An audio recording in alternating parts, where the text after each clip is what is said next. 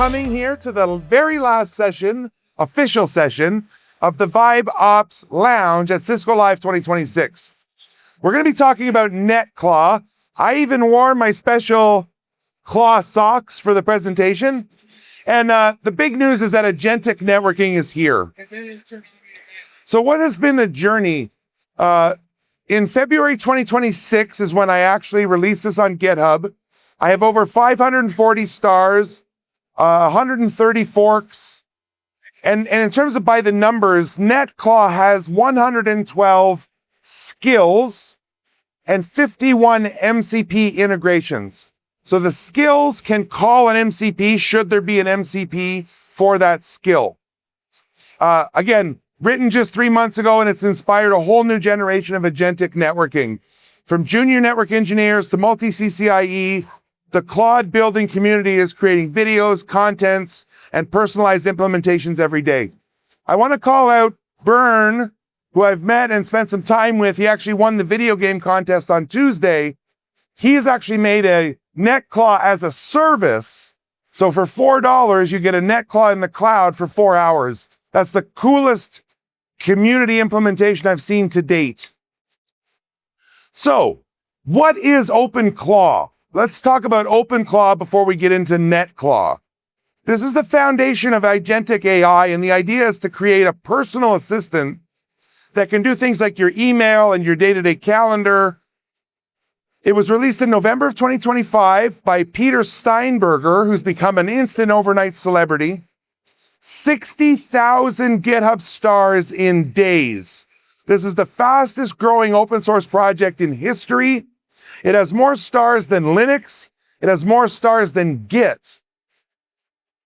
Jensen Huang from NVIDIA called it the operating system for personal AI. It's an open source AI agent framework and runtime environment that supports 30 AI providers, including local offline models, and 20 communication channels out of the box. This is not a chatbot. It's not a co-pilot. It's an autonomous aid, coworker, assistant, however you want to look at it. OpenClaw changed everything. So before OpenClaw, we had chatbots that suggested actions.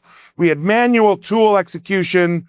We had to context switch between applications, and it was template-driven automation. After NetClaw, agents own the outcome. They have autonomous multi-step workflows. The conversation is the interface, and they're reasoning-driven decisions. Red alert! OpenClaw has a security crisis almost overnight. Power creates responsibility. So right there is one of the critical vulnerabilities for OpenClaw. I want to be very transparent and open that OpenClaw has some flaws. 135,000 exposed instances on the public internet, right? It's since November of 2025. However, if you peel back the onion, 800 plus skills in the Claw Hub are malicious.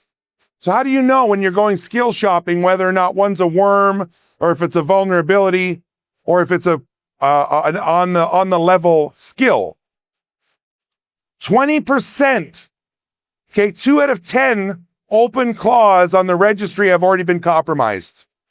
Now, this did not deter me from building NetClaw. I'm going to talk about how we can address these security concerns in a little bit. So enter NetClaw. And I know this is contentious using CCIE because I know what it takes to get your CCIE. And this is not in any way meant to diminish that. It called itself a CCIE agent. After the community threw 100 different scenarios at it, NetClaw said, I'm so good at this, I think I deserve the first artificial intelligence CCIE certification, and it gave itself number 1. Anyway, that was a side story. It's an OpenClaw variant. It's a fork of OpenClaw, but it's not meant to be a personal assistant. It's meant to be for enterprise networking. Again, it's not a chatbot. It's a coworker that reasons. It automates the reasoning, not just the commands. It follows CCIE level OSI troubleshooting methodology. And what I mean by composable skills is that skills can overlap. I have some security skills. I have some networking skills. They're all composable and can work together like Lego blocks. So the topology skill feeds the diagram skill, and the security skill feeds the compliance skill. Speaking of skills, over 100 skills, over 50 MCPs. And I wanted to be open and agnostic. Bring your own model, bring your own MCP, bring your own skill, bring your own everything. So it's a 3-tiered architecture with a user interface, and there's several user interfaces. You can use the OpenClaw chat, the OpenClaw gateway, Slack, Discord, WebEx, Telegram, WhatsApp. And I built a 3D visual HUD with Three.js to give it a nice graphical interface. The core agent, which we've talked about, I say Claude LLM, but it could be any provider you want. The skills, the domains, the workspace config. Now, when I say SOUL.md, this is a markdown file that represents the soul of the agent. Guardrails, permissions. I'll get to that in a little bit. We have a memory system in Agents.md. One thing that I thought was novel, and I didn't think of this on my own, I read an article about how to improve your OpenClaw by telling it to learn and improve itself. So when I use a skill, let's say I got a 404 message, the next time it would learn and understand that that API call was wrong and not to use it, for an example. When we talk about MCP servers, these are JSON RPC2. PyATS is heavily integrated, as you might imagine, it's being the author of the PyATS book. PyATS is a foundational component, but that doesn't mean it only talks to Cisco. So during the installation, and by the way, to install NetClaw, you simply clone the repo locally, and I've made a bash script called install.shell. You run that installer, and it's going to have you pick your cloud provider model or a local model. For networks in particular, I would recommend a local private offline model like Gemma 4, because then there's no concern about privacy or cloud usage, right? Now, these are all the communication channels that you can integrate with. And I know it sounds crazy, but after you've installed NetClaw and added your API keys and picked your LLM provider, you can run your network through WhatsApp. Imagine saying on WhatsApp, can you please check the health of the Wi-Fi or whatever, right? Or WebEx or Teams or Discord. It's really, really cool. It also has what's known as a heartbeat. So the heartbeat.md file, you can say, it's like a cron job. Every minute, I'd like you to give a status update of my WAN into Discord. You put that in the heartbeat file, and then every hour or whatever your cadence is, you'll get communication from the NetClaw. When you get that message and read it, it's a little weird because it's not a human, but it feels like a human message saying, hey, John, I just want to let you know we lost a WAN link in Boston, right? So the NetClaw skills, I'm not going to read all this, and I know it's a bit of an eye chart, but using spec-driven development, I might say to NetClaw in a skill, in a spec, here's the Cisco ACI MCP. Can you please build a skill for this and incorporate it? Now, it's not just the skill file, but we also have to update the SOUL file, the memory file. Every time we add a new capability, we have to touch a few different files.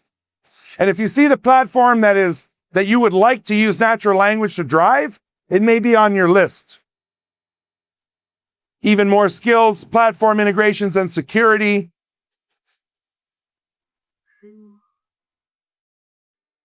MCP integrations. I list all the various MCPs. By the way, on MCPs, I just wrote a blog on Itential's website called The Ultimate MCP Guide. I found 56 valid, proven, working MCPs for network infrastructure. So if you're just looking for MCPs, I would recommend you look at that blog. But you can see a lot of the MCPs that we have coverage for inside of the NetClaw. So here's how it works.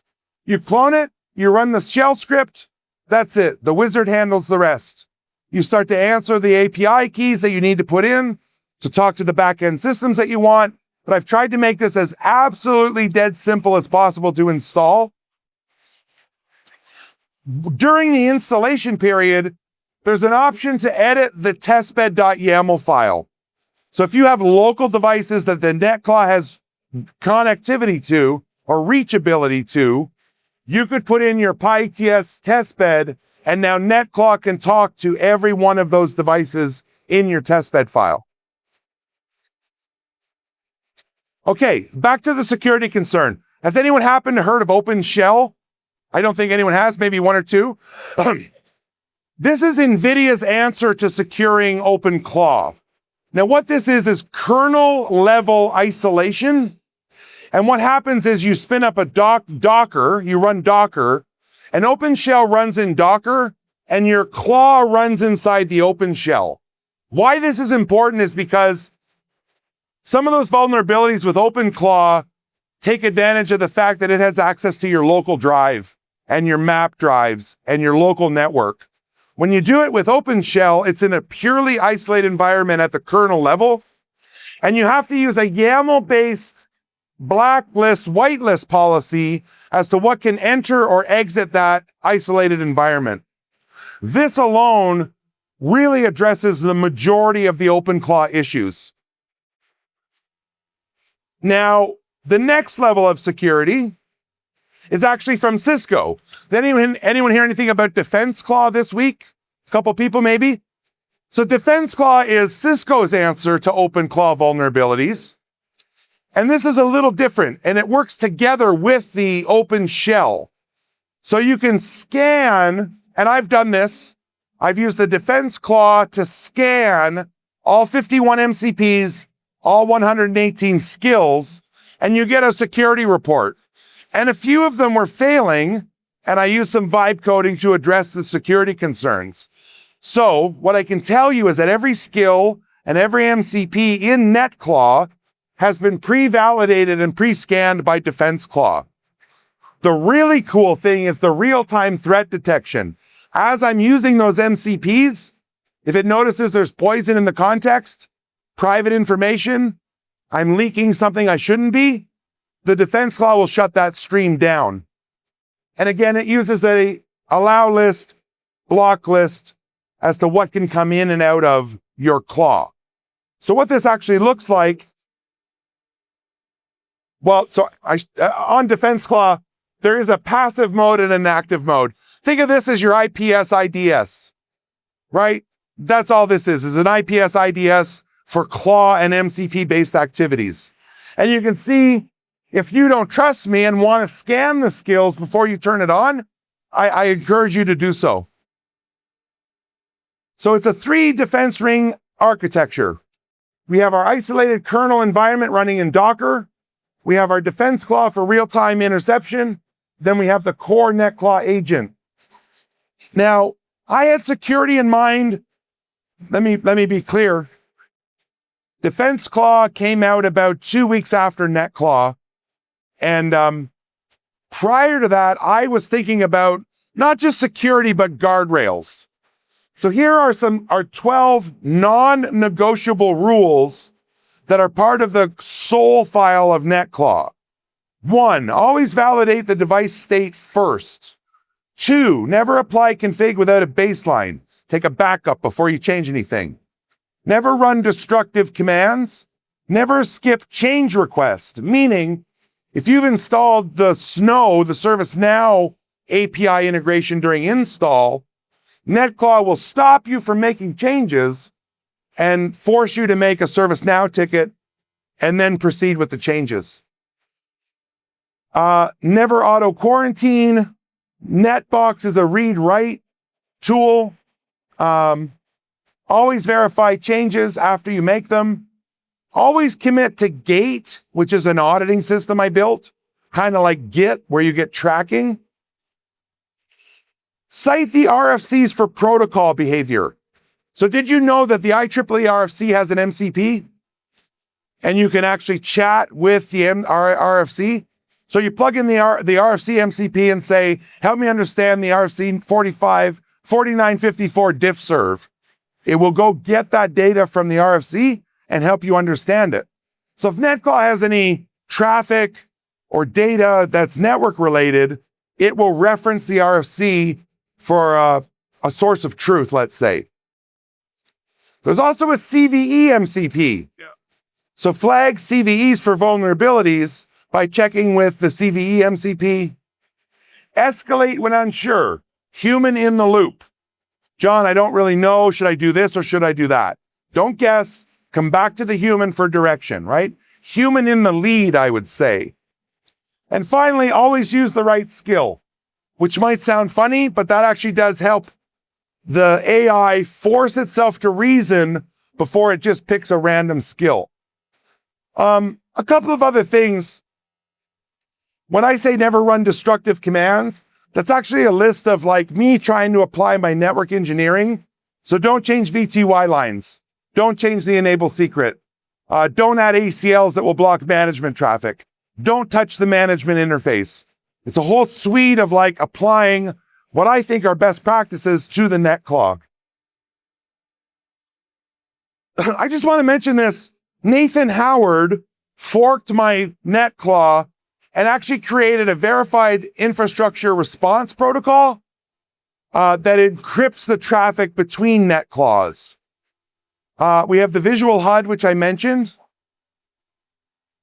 Real traffic forwarding. This is pretty exciting to me. NetClaw can peer with BGP or OSPF just like a real router. So now NetClaw has the RIB. It has the LSDB. You don't have to poll and query. The NetClaw has it.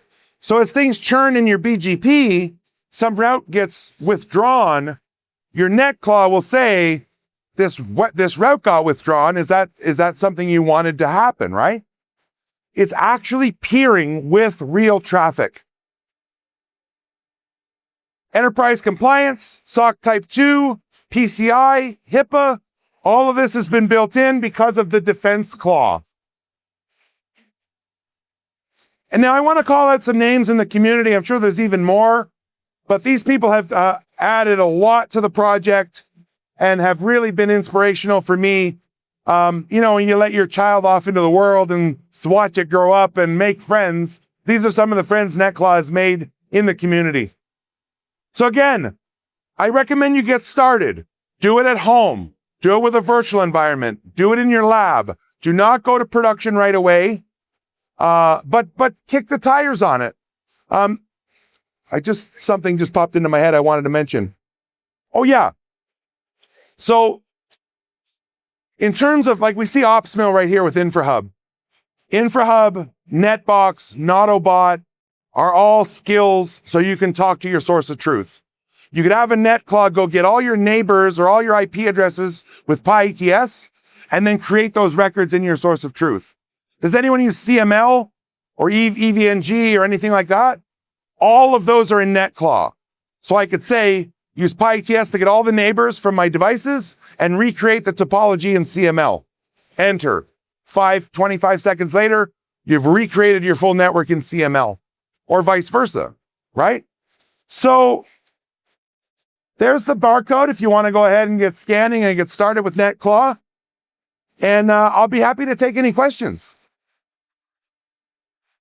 Or not. All right, well, thank you for joining me today and this week in the VibeOps Lounge.